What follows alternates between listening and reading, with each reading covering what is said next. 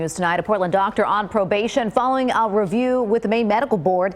Now the family of one of his former patients is seeking answers. WMTW News 8's Courtney Sturgeon joins us now live in the studio with why the family wants to prevent him from practicing here in the state. Courtney.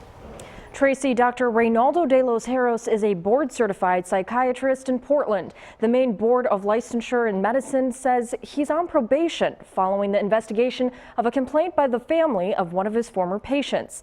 That family has reached out to us to share her story and get answers from the state medical board. The officer told me that there were tons of pill bottles all around her and all prescribed from one doctor.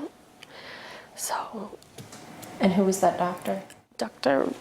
Reynaldo de los Heros. Kelly Deo died last April after overdosing on prescription medications in her Westbrook apartment. Nearly a year later, Shayla Marquis of Seabrook, New Hampshire, says her sister's death could have been prevented. I believe that all the medications that he had put onto her were hugely impacting her health.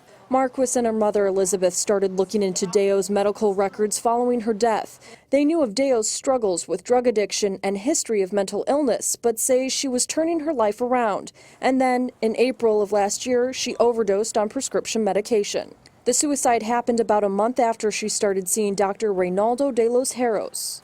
He didn't really know anything about Kelly. According to the Maine Board of Licensure in Medicine, Dr. de los Heros has been practicing psychiatry in Maine since 2006. I know that Dr. de los Heros had several actions against him prior to coming to Maine, and I know from reading the documents that one of the things that the board looked at was that the original state that disciplined him had given him his license back to practice.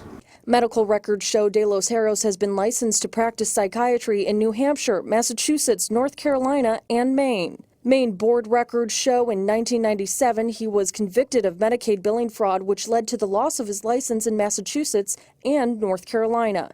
New Hampshire's medical board says they eventually reached a settlement with the doctor, and he surrendered his license there as well.